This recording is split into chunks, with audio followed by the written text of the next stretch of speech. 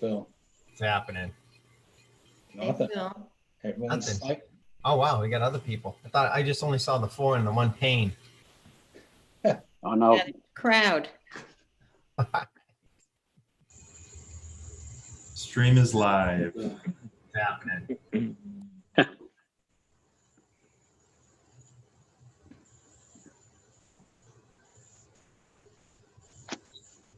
Dan, you look like you're in a Clint Eastwood movie with the hanky around your neck there. Yeah, thank you. that's called the gator, Mr. Dembo. Well, you know, it kind of looks like a hanky. No, it's a mask. It goes over the ears. There you go. Looks like one of them gators, Gator. as we would say in Rhode Island. Or as Phil would say, Gator. Exactly. Anybody get out and do anything nice this weekend since it's like 75 degrees? Not that I'm going to say live. I went down to a buddy of mine's house down the Cape, right? Yeah, I dove in the ocean. 54 degrees. 5'4". So you said you went to Hampton, right? No, actually, that's usually what it is at Hampton. This is down the Cape. No, it went right over his head. Massachusetts. Yeah.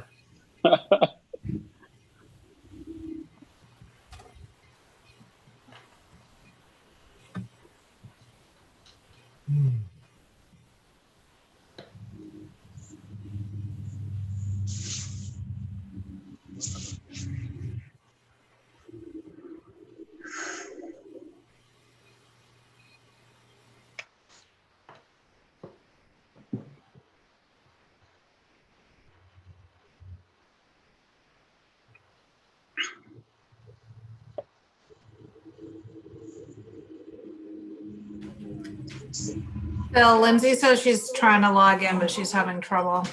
Gonna say she's kind of the reason why we had the meeting, so hopefully she gets in. Hey, Greg. Yeah. I'm sorry, not Greg. The mask man, Roma. Dan, can you send another link to Lindsay, Yep. please? Thank you.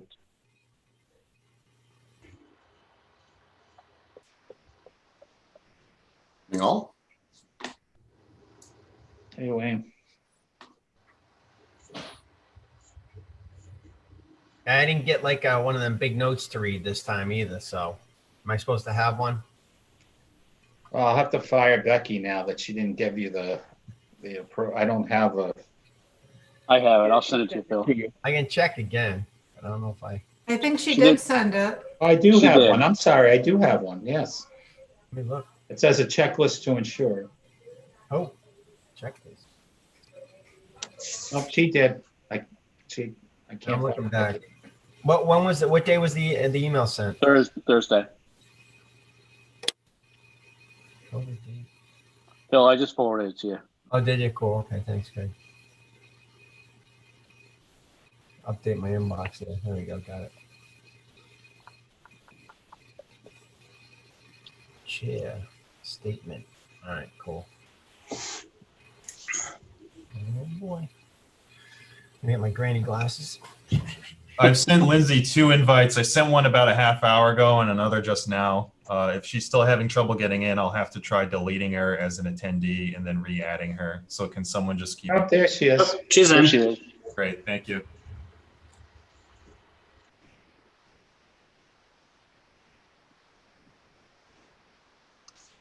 All right, so are we good?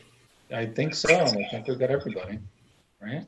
All right, so first of all, Pledge of Allegiance, right? Yep. Let's go. You're gonna lead.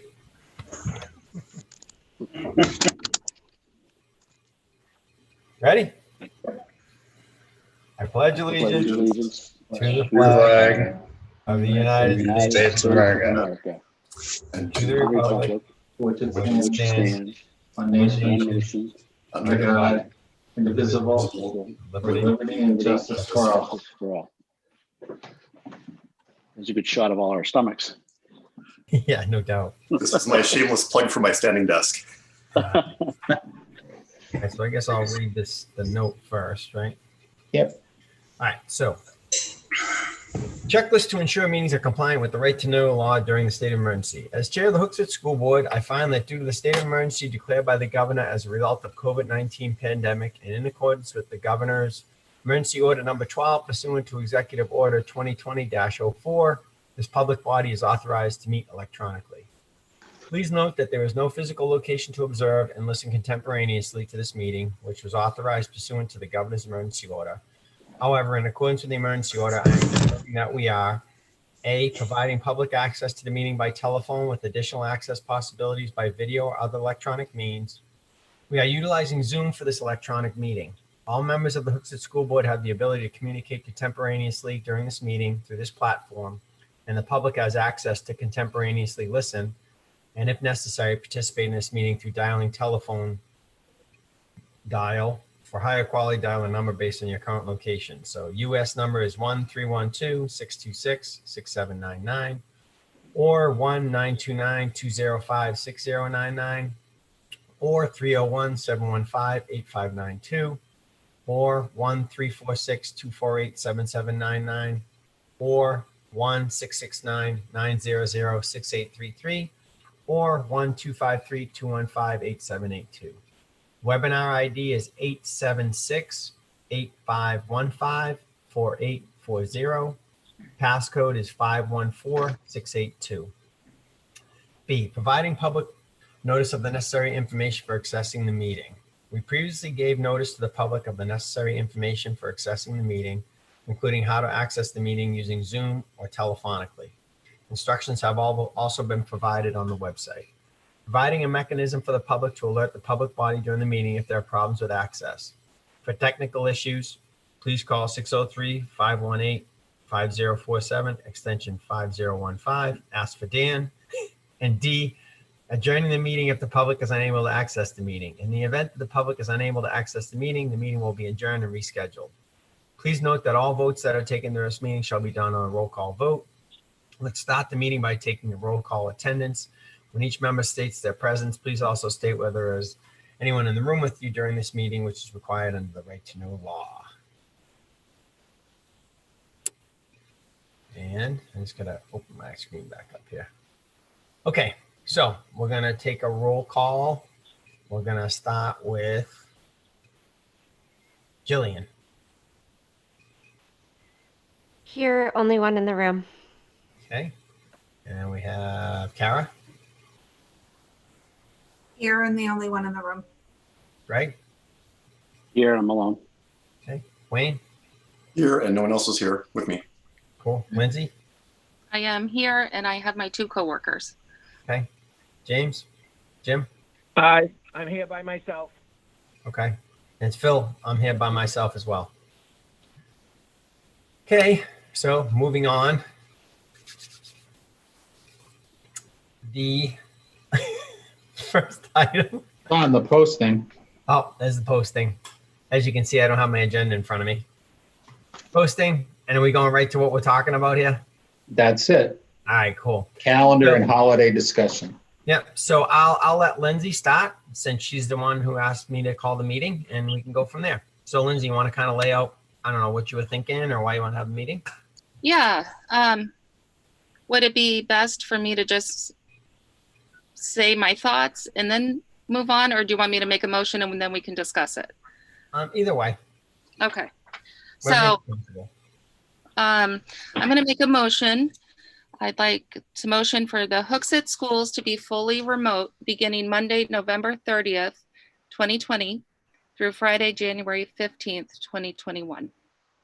I'll second for discussion. Okay. So I was been thinking about this, and I know last time we kind of talked about getting a sense of what people might be doing for their holidays. But then the more I thought about it and the more some of the cases started to come in, my thoughts changed to, obviously I just made the motion to be remote because I feel like, well, first off, families, they will be traveling, both families, staff, you know, everybody, both to other non-approved states as well as having family members maybe come from those states, and then it's kind of the same thing, right? Also, even just here from the approved states that we can go to or have people visit, that's opening up our bubble even more, right? So I have my family up from Massachusetts. Now I'm kind of inviting those germs in, and he's a teacher, so all those folks, and so I thought, well, it's kind of defeating the purpose. And 9 months into this, I think families, I think they need to be with families. So, well, we shouldn't be discouraging it. And then I would hate for us to get back and people not want to be honest either on the survey, or everybody be honest and all of a sudden we have no teachers and staff or kids in the room, right? And then kind of my third point is, this is typically after, winter break and Thanksgiving is when we start to see the normal flu season, and where the symptoms mimic each other so much. I think we're going to run into the same problem of parents keeping kids home, and we can't keep running kids to get a COVID test, which we need to, but they'll be out for all sorts of reasons.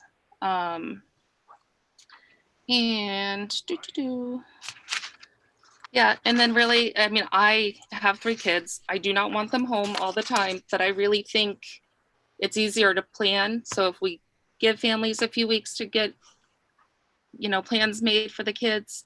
And then I really think that if we don't and it spirals out of control, we're going to be out well into the spring. And I, for one, do not want that. I want them back at school. So. Hey, so Lindsay, real quick, what were your dates again? Monday, November 30th. So basically after Thanksgiving. Yeah. Through Friday, January 15th, which then I believe we have a holiday that Monday, which puts us back at school on Tuesday, the 19th, I think it is. Okay. So if anyone else wants to speak, just kind of raise your hand, just so I know. Go ahead, Greg. Hey, I was going to say, at first I was on the fence with this. I kind of believe that we need to keep the kids in school, but I'm also seeing that other districts are doing the exact same thing. And, having to deal with that just myself today alone, my son was homesick and he had to go get a test just because he was homesick. I think it is going to get worse. And as we're entering flu season, I agree. I think it's going to get a lot worse.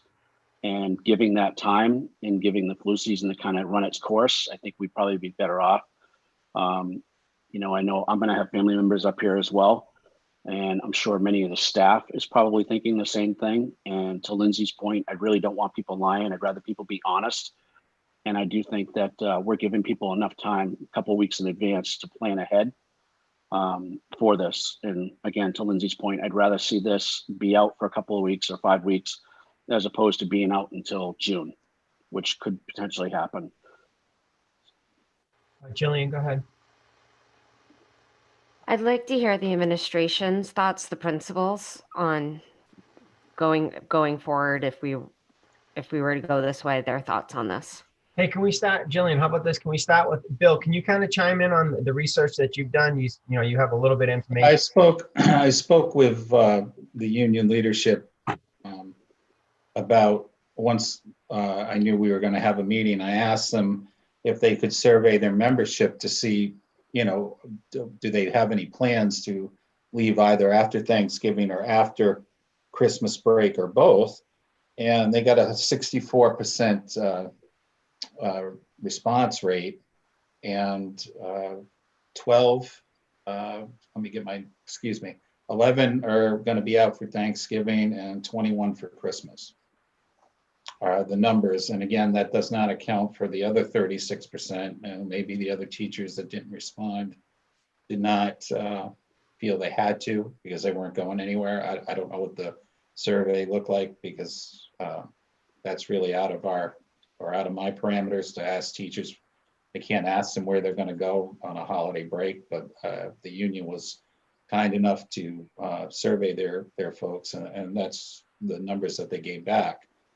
Those kind of numbers combined with, if we are seeing, and I shared it with the board, the DHHS website that we use every day, those numbers are just going in the wrong direction. They're going upward.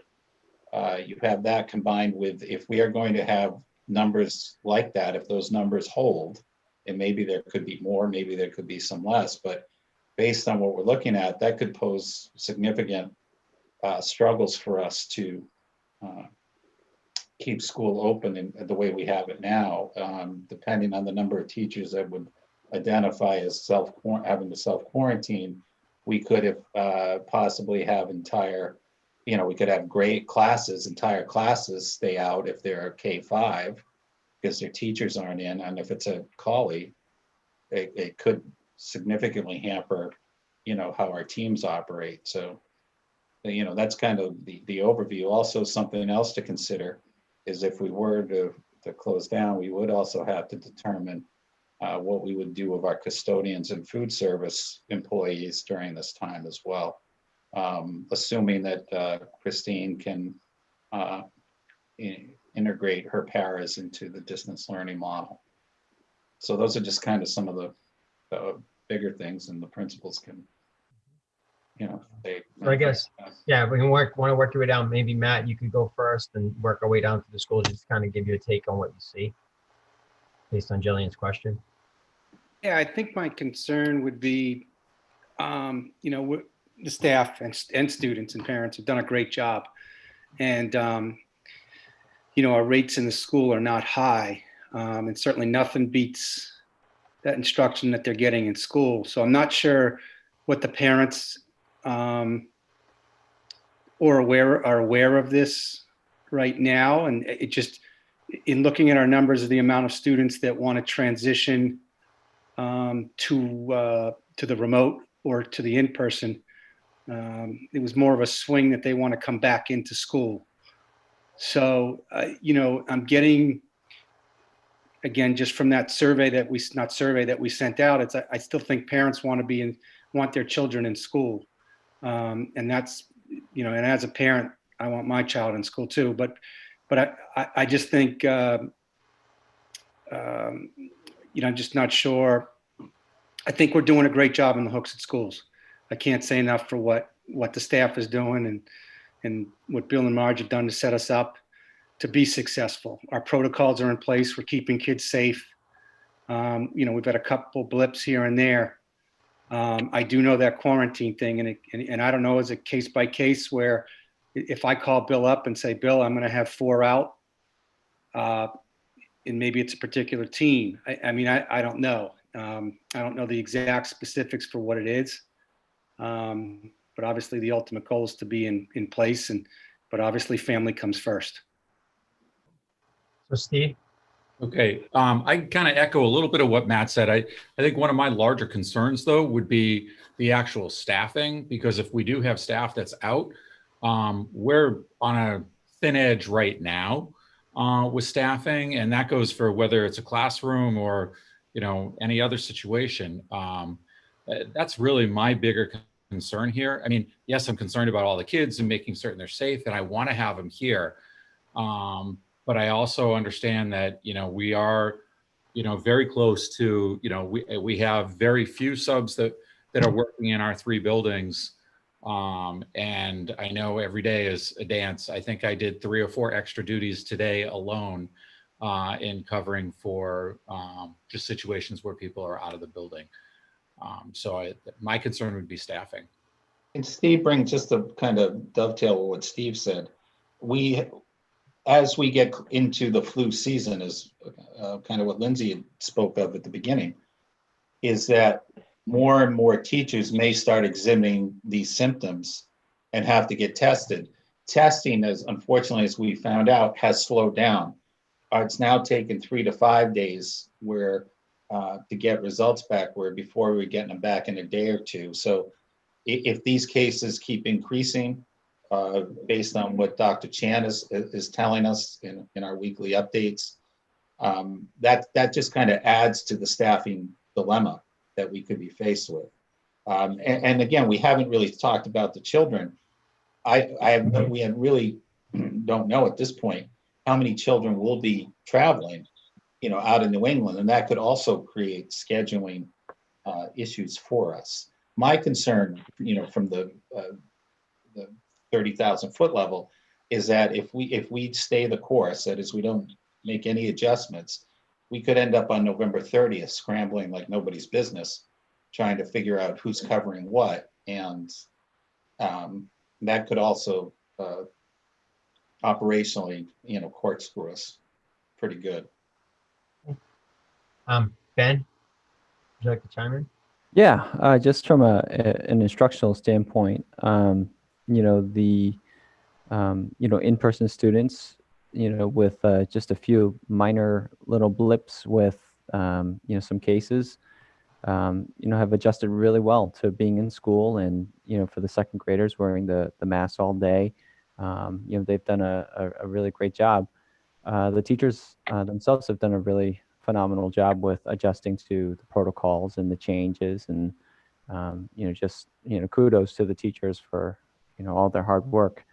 I'm going to echo what the other administrators have said. The concern with staffing and being able to staff our classrooms, that is something that keeps me awake at night.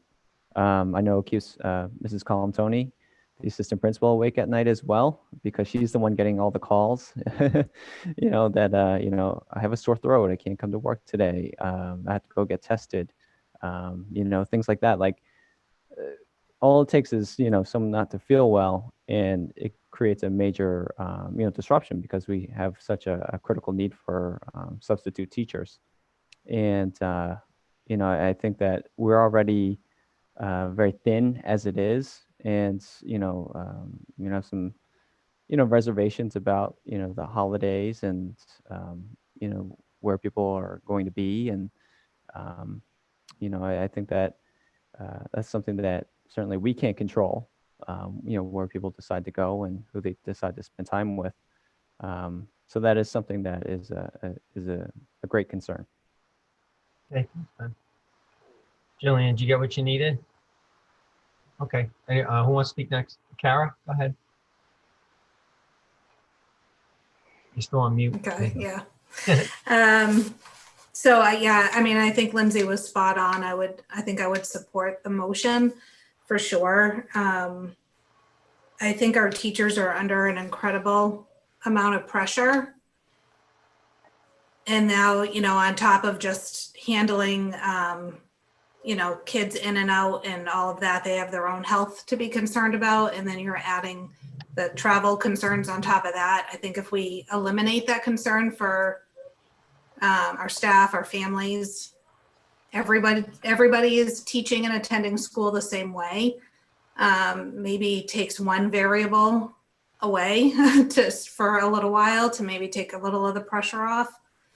I had a couple questions. One is, are we okay with tech if we do this? So we support it in teacher side, student side.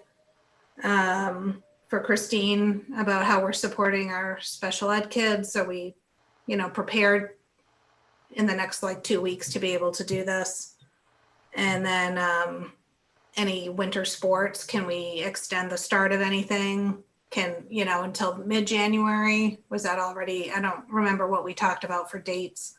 So those were my questions. I can go in reverse order. Yep. Winter sports I have on the next agenda, our next week's agenda, because Matt, correct me if I'm wrong, you want to start practice in December for January.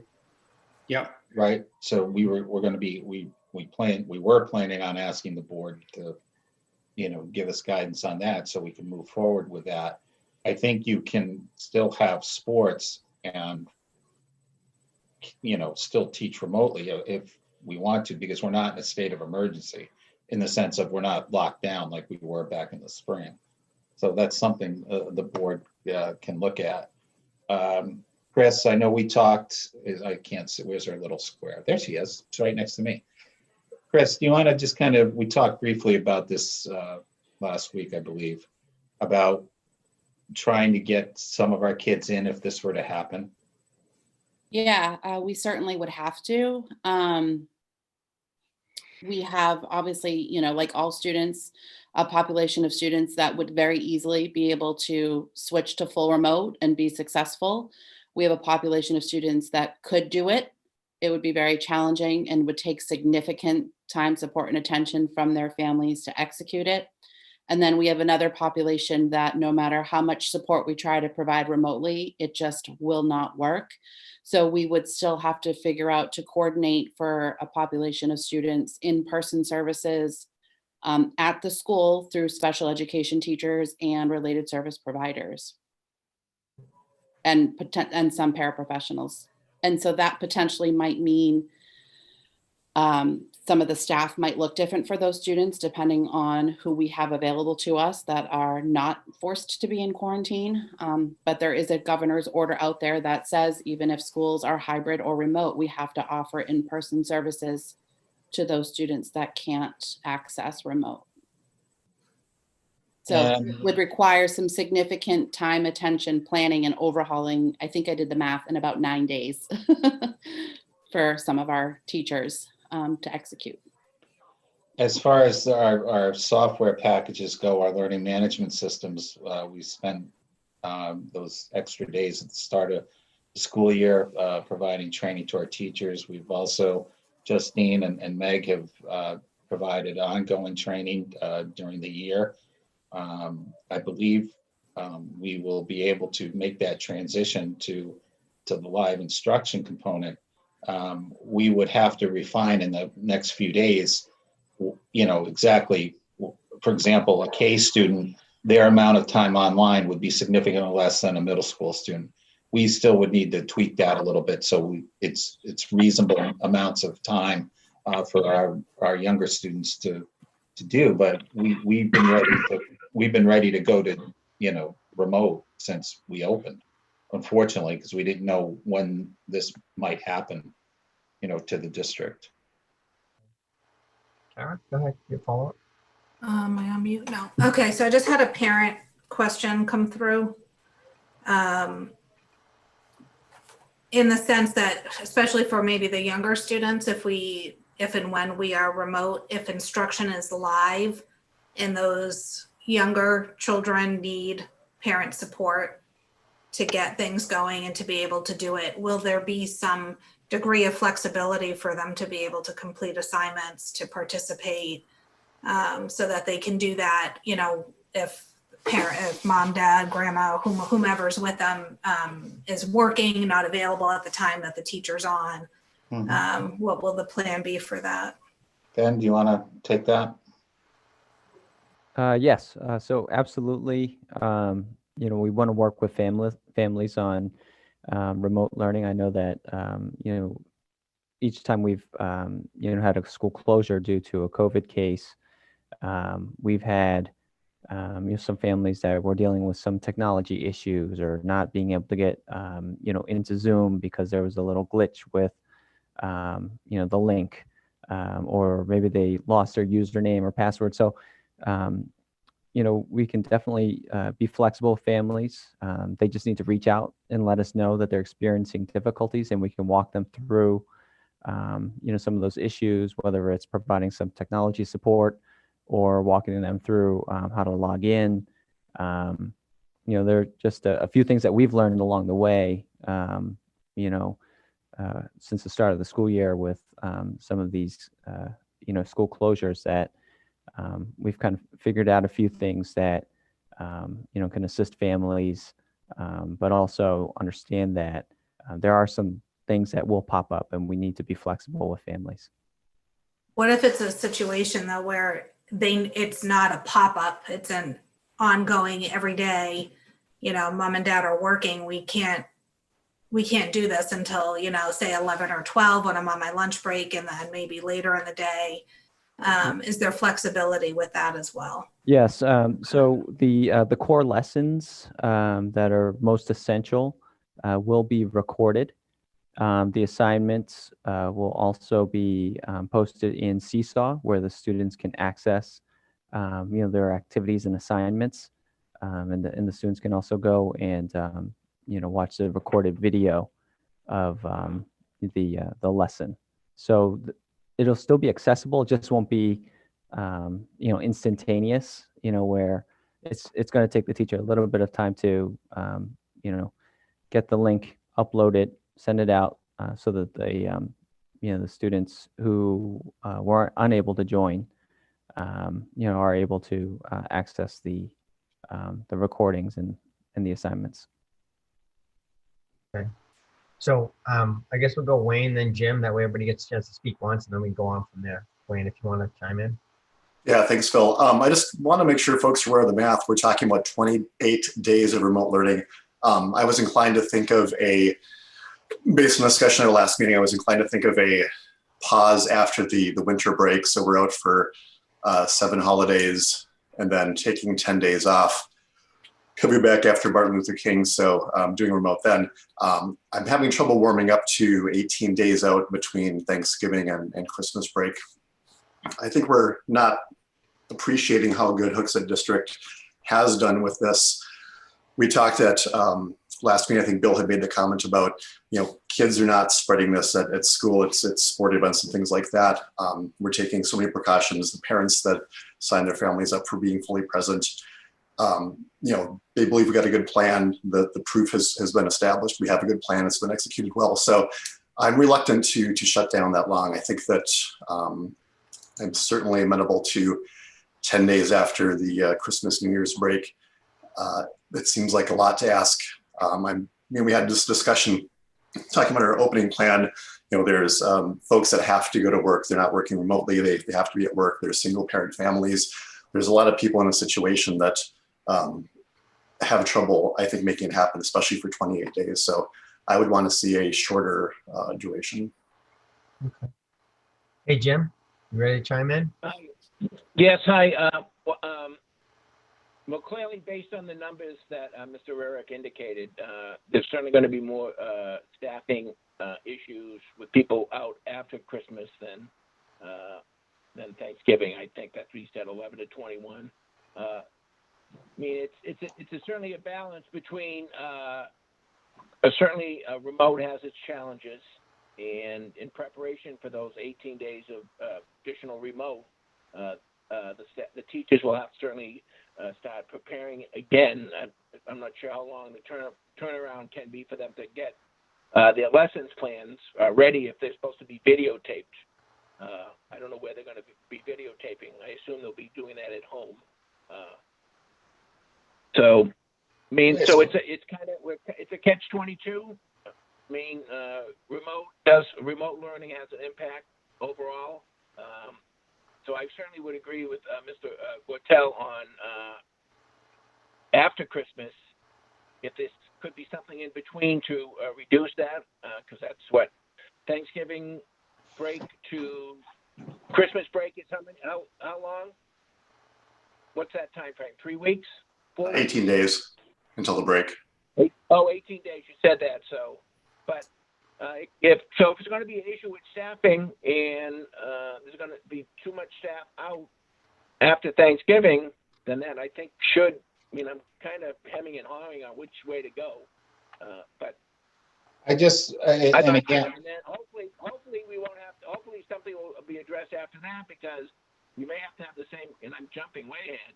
Same conversation. Well, maybe they shouldn't come. We should have remote for 2 weeks after the February vacation. Hey, Jim, you're coming and going. We can barely hear you, and then we hear you. You know what I mean? I don't know if you're moving your phone or what. So I'm sorry. So I'm certainly. It makes sense to be cautious. If the staffing is going to be an issue, then I would probably lean to remote. But if we lean to remote, then those 18 days or 3 weeks of remote lessons will need to start getting in gear, because I don't think they create a remote lesson in a few minutes. It takes probably quite a while. So, but if this could be a compromise between Thanksgiving and Christmas, to maybe have in-learning would be an issue, but I wouldn't have a problem at this point to go remote. But again, we're going to have to be prepared for the impacts of what remote brings in all the lesson plans. So at this point, I'm 50-50, but we'll have to see where I go. But that's where I'm not giving you an answer, but I'm covering both sides at this point. But yeah, I'm certainly leaning towards going to agreeing with this motion at this point with Okay. those caveats. Thank you. Yeah, thanks, Jim. So a couple things, guys. So it's funny because Bill and I talked earlier today, and he's like, you know, I don't want to say I wish I had. Usually he kind of steers us in a certain direction. And he's like, you know, I'm kind of 50-50, kind of middle of the road. Like, you know, there's a lot of different things moving here. I will say I want to reiterate how great it's went so far. I mean, Wayne chimed in on that, right? I still have parents stopping me everywhere. People seeing me at the gym saying, oh my God, you guys do a great job. Even people that are in other districts, right? Some of them being principals and stuff like that, where I had one mom that talked about Matt and the folks at Colley and the fact that her son didn't used to like school, but he's loving it this year, et cetera. So anyway, kudos to go around to everybody. I mean, I was thinking more, I guess, along Wayne's lines. I mean, I hate to be us come back and then not have enough teachers, but again, based on Bill's numbers, where more people will leave for Christmas, I mean, to use an old school term, because I'm an old guy, I don't know if anybody's ever heard the term split the baby, and it's not a mean term, but where like maybe you go half and half. So in other words, maybe we don't take a break after Thanksgiving and give it a shot. And then if all hell breaks loose, we go remote, you know what I mean? I mean, and definitely make a plan to go remote after Christmas. Because again, I think that's a place where people do more travel and et cetera. But anyways, I'll go with whatever the board decides, but I just think that's a really long time to be remote. And to Wayne's point, we've done a really great job so far. And all the parents, to Matt's point, want their kids in school. So I think, again, our teachers have been awesome compared to other districts where they don't have enough teachers to make things happen like we have. But I think it's kind of like a 50-50 where, like, you know, maybe ideally folks will, I'll say, watch it a little bit tighter around Thanksgiving and then kind of like let it loose at Christmas if they know they got a couple of weeks to quarantine after the fact, you know, so. And just, you know, I did speak with Phil about this, and again, normally I'm more decisive than I am on this particular issue, because what everyone's saying, there's no wrong answer. What everyone has said tonight, I think, they're all valid points. The only thing that I keep circling back to is the staffing and the concern. Again, I think Ben or Steve are both alluded to it, and even Matt. We're on a razor's edge right now, just day to day, and you know, it's behind the scenes. Folks don't know that, you know, the principals are covering duties and they're covering classes because we don't have enough subs, and we're doing our best to, you know, recruit more subs. And it seems like as soon as we get somebody else is going out, either because they have surgery or it was already a planned, you know, absence. The fact that, you know, that this is the only known we have right now is the staffing. As far as we know, it's going to be difficult even after Thanksgiving. 11 doesn't sound like a lot, but when we already have trouble balancing where we are right now, and our teachers have done a great job, and we have put a lot on them, as I said before, and they have really come through beyond, you know, again, I said the other night, if there was there's a category of above and beyond, and that's where everybody has been. But that's because we've had teachers in school. We've had our teachers. Through no fault of their own, they'll have to self-quarantine. And I think the disruption could be significant, even after Thanksgiving, to what we're trying to do. But again, if I had a crystal ball, you know, I'd say, well, you know, we really need to do this. But I'm just afraid if we try to come back after Thanksgiving, we could be looking at a significant disruption right out of the gate. But, you know, I'm not 100% sure of that, but I'm confident, have a high degree of confidence it could be a significant problem for us. Greg? Just a quick question. Do we know the breakdown of, you said 11, and I think it was 21. No, I didn't ask because I didn't want them to feel that they could, a teacher could be identified. So. Yeah, no, and I get it. I mean, to your point, I mean, they've been awesome. What they've done is tremendous, and, you know, that needs to get back to them. And we're all very thankful. I was just thinking along the lines, if we knew it was going to be 2 at Underhill, maybe 4 at Colley, we might be able to plan a little bit differently, but that's okay. And, you know, again, I think Kara mentioned it. I really think, you know, it might kind of give our teachers this, might settle everything down a little bit if they know for sure that instruction is going to be this one way for the next 4 or 5 weeks. But I agree with Matt. I agree with Wayne and Phil. We want our kids in school, but if we don't have our teachers, our model, it's just simply not going to work nearly as well as it's been working. Phil, can I answer one more question? Yeah, go ahead, Jim. Go ahead, Jim. I'm looking at the calendar, and I don't know if this would still be in the same situation based on what Mr. Eric said. So instead of coming doing remote from Thanksgiving to what the motion is, would it help if we indicated that remote learning would from after Thanksgiving would go to December 7th? So there would be a week in between the Thanksgiving break and returning on the 7th. Would that extra week be helpful just to be remote, and then from the 7th to the 23rd go back as in person, or does that really not help anything if we went back to the 7th, went remote after the 7th? Well, Jim, the thing is, right, so if people are exposed, they have to quarantine for 2 weeks, so that's where the numbers come from. So that would only give you weeks. Say if someone was exposed like Thanksgiving, that wouldn't give them enough time to get free of the COVID before they came back. Plus, Okay, and one quick question. So if someone's exposed, even they have to stay out for 2 weeks unless they get a test, correct? No, there's a couple of, it's kind of a, Okay, let me kind of clarify. What we're talking about is if teachers travel out of New England, the DHHS has said, you have to quarantine for 14 days. Doesn't mean you've come in contact with anybody, doesn't mean you're sick.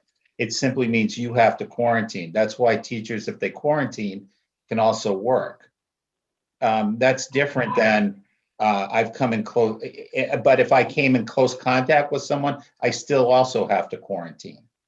But that's not what we're talking about. We're talking about traveling outside of New England, which would precipitate teachers needing to quarantine. That doesn't mean between now and Thanksgiving or over Thanksgiving, people don't come into contact, because then that could exacerbate the number of teachers that might be out. Okay, thank you. Go ahead, Wayne. Thank you. Yeah, I think we're talking, in my mind, like 3 practical options, right? So if we did a 10 days after Christmas, New Year break, people could plan around that. I have the chance to travel locally for Thanksgiving, but I'm going to go that big, across New England trip. I'm going to do it with the holidays, the later holidays, and have the 2 weeks off. And I think that would be a planning tool. I think you'd find folks would be willing and able to work their schedules around that. So, I'm going to say, I think the 10 days after Christmas, New Year's is like the minimum that we should do.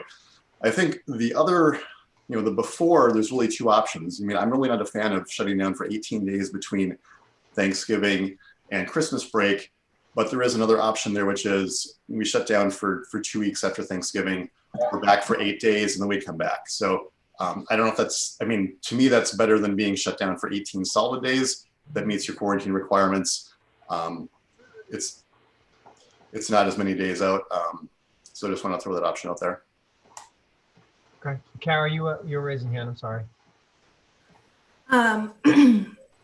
Well, I have a question about tech, but just to your point, Wayne, you would have to know when a family returned from wherever they traveled to know when their 14 days were up. And I think it could get very complicated and sticky. But if we could circle back to, and I might have missed this, Bill, when we were talking, I asked the question about tech. I think the iPads all got to Underhill.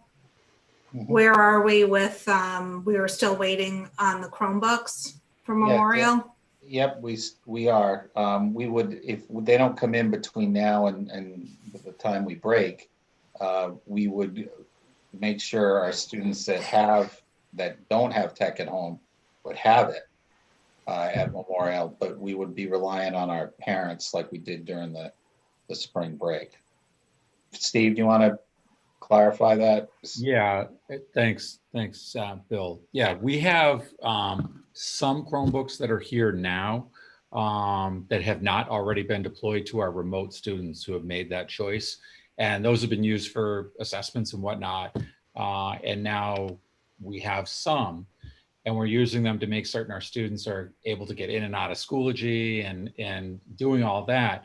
So we have, I want to say, about 75 to 90, and Dan could probably answer that question tighter than I could with the exact number.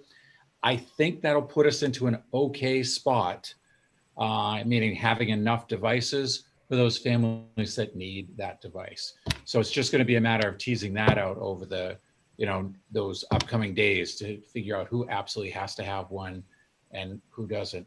Hopefully the order arrives on the truck that just went down the road here at some point soon. But I know last Dan had told me we were looking at sometime in November they would be delivered. So, but And then once they come in, Dan would do what he needs to do and we could try to get them out. Yeah, we would have Set up a Dan and pickup. we would have Dan and Dan it's said it would be a 3-day turnaround once they come in. Okay. So he can have a quick turnaround. They are supposed, we don't have the date yet, but they are supposed to be here in November. and we can always, if for whatever reason they come in, let's say that week after Thanksgiving, we can get them up, get them purposed and get them out. We can have a pickup so parents could, come in. I mean, if that were to happen, if we were to miss the Thanksgiving Day break, when we would break for Thanksgiving, if we wanted. We would have enough before then, currently in the school to be able to give everyone who needs one. Yeah, a and computer. Yeah, we had these conversations before, but that's correct, right, Steve? yeah, it is correct. It is correct. Anyone else want to chime in? Lindsay, go ahead. Yeah, just one last thought too. I was also kind of looking at, okay, if we went back and that, but to keep in mind, not only are we concerned about travel and having to quarantine without exposure, it's only going to take a couple families or kiddos being exposed and we're going to lose the kids, could be the staff. If we bring them back after 14 days and then somewhere in there's a positive case, then we're also going to roll that in.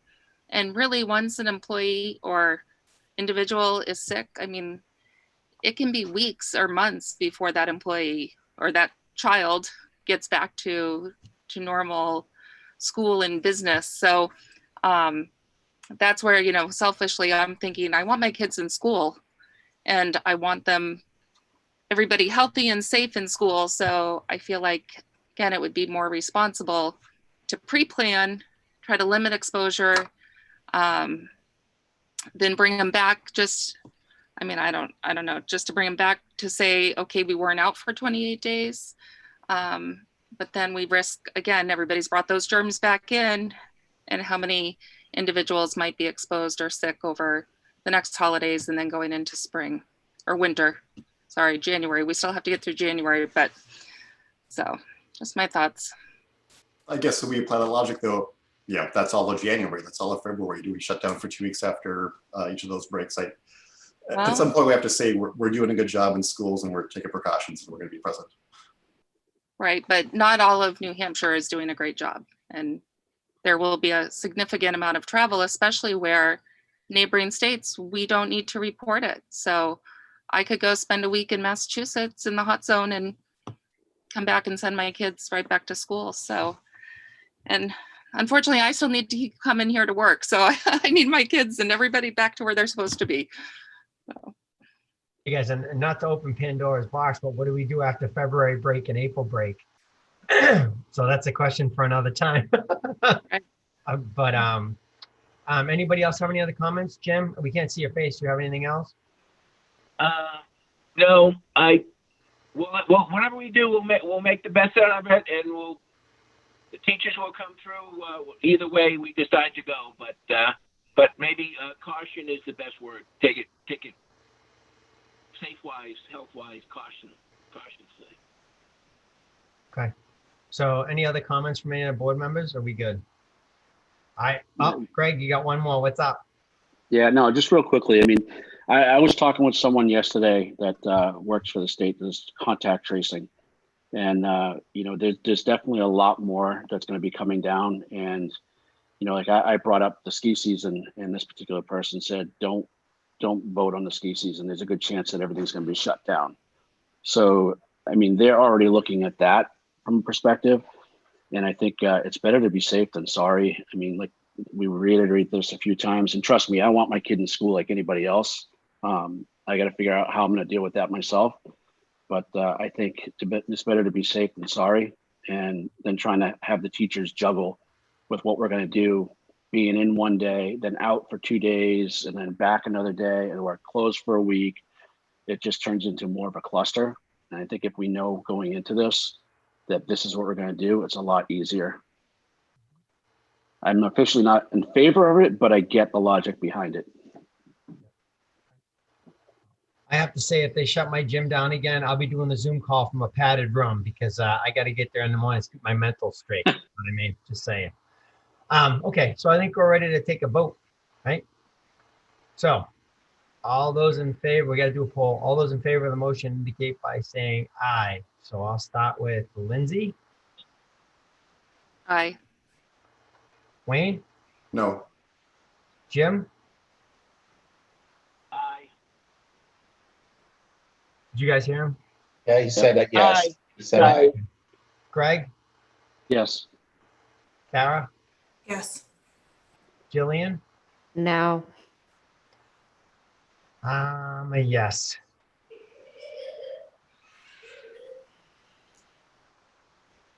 I'm looking, that's all of us, right? Yep. I think count. 5-2. So it passes. So I will send out a communication to our parents tomorrow, informing them of the, you know, the decision, and we'll be spending the next 9 days, 9 days, you know, getting ready. Hey, Bill, when you put that out, I mean, Greg had sent me a sample of something in another district, kind of like lay down the points of why we're having to do it, or why, you know what I mean, why we thought it was wise. Oh, we will. Okay, cool. I can share a draft with you before I send it. Yeah, I think it's the one Lindsay sent out to all of us from Londonderry, which is very informative. Yeah. The other thing is, Bill, you had mentioned earlier in the call about we're going to be shutting down. I mean, I know we have temporary staff, both for Dean and on the nurse side of it, that we don't have to pay during those timeframes. That's correct. How about the other staff you mentioned? You know, I'd have to talk with Dean. I'm not sure if we're closed for a month and a half, if we can keep everybody on. I'd have to work with him on that. And the food service, we would still need them to some degree, because we still would need to provide lunch like we did before. So, you know, it's possible that some, if not, you know, I don't know how many, because I'd have to talk with Amy about that. We'd have to square that out, because we don't have, you know, we haven't really talked about that part of it yet. Is there any projects or anything that the custodians could work on? Or what's the plan with them? Yeah, there's certain, as you all know, there's always something that my guys can be doing. I know I don't want to speak out of turn. Bill and I haven't talked about this yet, but I know at one point we were talking about having the teachers be able to come in to do their remote lessons. I don't know if that's something that we're going to continue to explore. So we're still going to have people in the buildings. So we will still need to sanitize the buildings, clean bathrooms, clean hallways and stuff. May not need the entire staff, and that's something that Bill, Amy, and I could talk about. But Dean, to your point, I'm sure there's things that maybe you do usually as summer projects or that type of thing, you know, that you could maybe do during the year. Yeah, keep them busy. I know there's other districts that are doing that teachers go in and actually do their lessons from in the classroom, which I think they do it both ways. Like I got some friends in Manchester who are going into the school and teaching our classes from the school building. Right. Oh, and you're absolutely right, Bill. There's always something that a custodian can do. There's always we can start some of the summer cleaning stuff if you guys decide to keep my staff on. You know, we can certainly keep them busy for the break time. Yeah, I'm in favor of keeping them in and keeping them busy. Keeping as many as we can, right? everybody. I think Bill, as the CEO, you can manage that process. I think we can. The other question is, do you want to wait until the next meeting to talk about snow days? We're meeting next week, right? Yeah, we have one on the 17th. We can, I have it on the agenda, but I didn't know. In other words, do we want to teach remotely during those snow days so so we don't have to make them up at the end? Yeah, like blizzard tag type thing, right? I would be in favor. Well, they've relaxed the restrictions on that, but yeah, essentially. Yeah. So we can talk about that Tuesday if that's. Yeah, I don't think the prior administration was in favor of that, but I think everybody on the board thinks that's a good idea. I think we've advanced with the tech so quickly. I don't see why we couldn't do it. Yeah. Do we need to make a motion on that? We could probably do it tonight and get it over with. It's just. Why don't we think about it? And I didn't mean to gum up tonight, but we can talk about it. Assuming it doesn't snow between now and next Tuesday. Right. Lindsay's got some prescriptions to fill. Which the way 2020's been, I'm sure we'll get like 12 inches of snow on Friday or something. You know what's going to happen? We'll get a ton of snow, and then the skiing will be shut down. And again, it'll get on. Don't say it. Just in the summer. Yep. Hey, Lindsay, can you, Phil mentioned a letter, or Greg from Londonderry. Can you share that with me? Mm-hmm. Thanks. Yep. Because I'm not above, someone's got a good mousetrap. Reinventing the wheel. Exactly. Let's use that mousetrap. Yep. Hey guys, so anybody have anything else? I think this is all we were on for tonight. Make a motion to adjourn. Second. You gotta do roll call. I'll start with me. I'm a yes. Jillian? Yes. I'm looking at Kara. Yes. Wayne? Yes. Lindsay? Yes. Greg?